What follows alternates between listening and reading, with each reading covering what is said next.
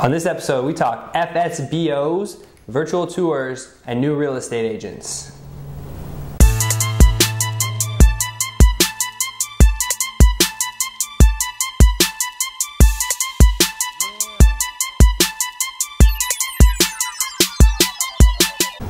Hi everybody, it's Jason Cassidy with City Consulting Group in downtown San Diego, back for episode 4 of Ask a Realtor. Ask me questions on Twitter, hashtag Ask a Realtor, or just reach out to me on Facebook, Instagram, wherever you may find me. I will do my best to get back to your questions.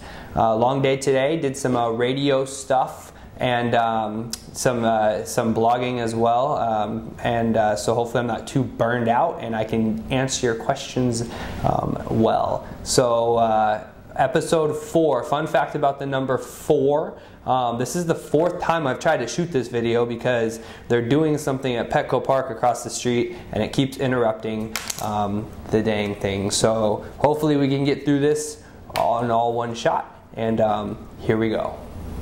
What is FSBO? What is FSBO? It's an acronym, stands for sale by owner. It is a real estate term used, for people who try to sell their house for sale by owner, who try to sell the house themselves without the help of a real estate professional. I think there's a niche for it, especially like if you're like a real estate lawyer or something like that, and you kind of know how to handle the entire process. That might be something you can look into. The statistics are pretty against it. I think it's less than 10% of people successfully complete a for sale by owner transaction. Almost 80% end up listing with a realtor at some point afterwards, and they take up to 8 times longer to sell and underpriced of what a house sold by a realtor would sell by. So I think there's a niche market for it. I think as technology continues to expand, you'll see for sale by owners maybe become more popular. As the world continues to get smaller, we have ways to share information and share properties. Realtors aren't necessarily the gatekeeper to all the information anymore. You can now post your home on Zillow, Trulia, all that type of stuff, or even do like a flat fee MLS service and get your home seen.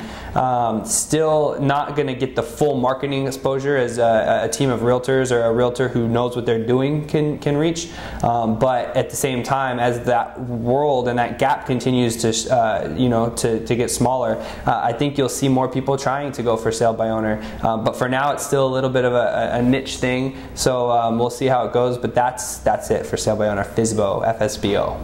Thanks. Jamie asks, what is a virtual tour? What's a virtual tour, and what's the point of a virtual tour? Good question.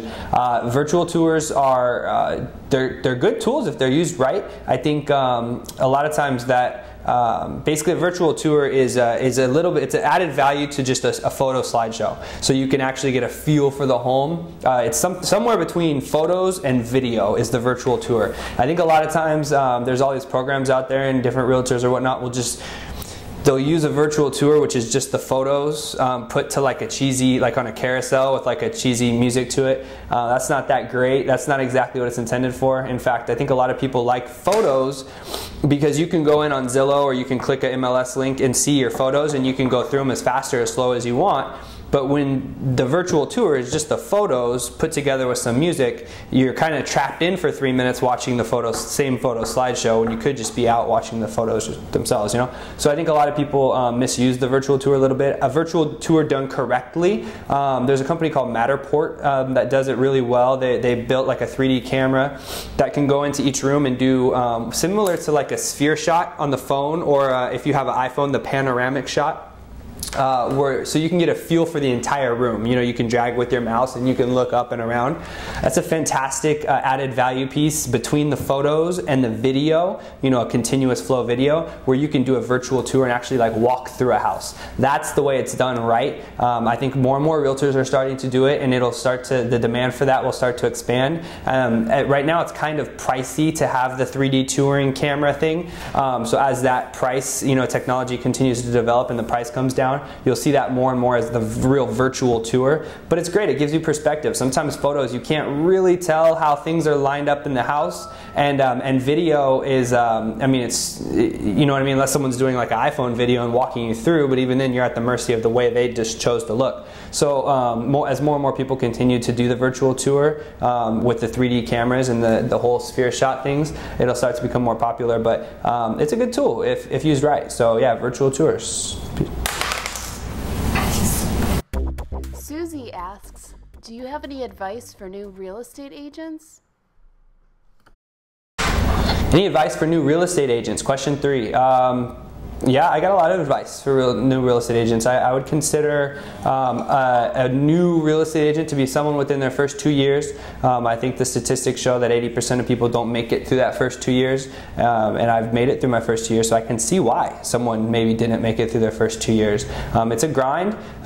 You know, I think that sometimes, you know, even like the shows like $1 Million Listing and stuff like that, you see, you know, these superstar realtors and they're making $1 million commission checks and all that type of stuff, and it looks like they're just living the life, but that's not real life. So I think, you know, just like any other professional job, you're going to get out of it as much as you put into it. It's a hard work, especially in your first 2 years when you don't have a big book of business, clients and all that type of stuff. It's a grind. So, you know, my advice is be prepared to come to work and work every day. Work on your craft every day.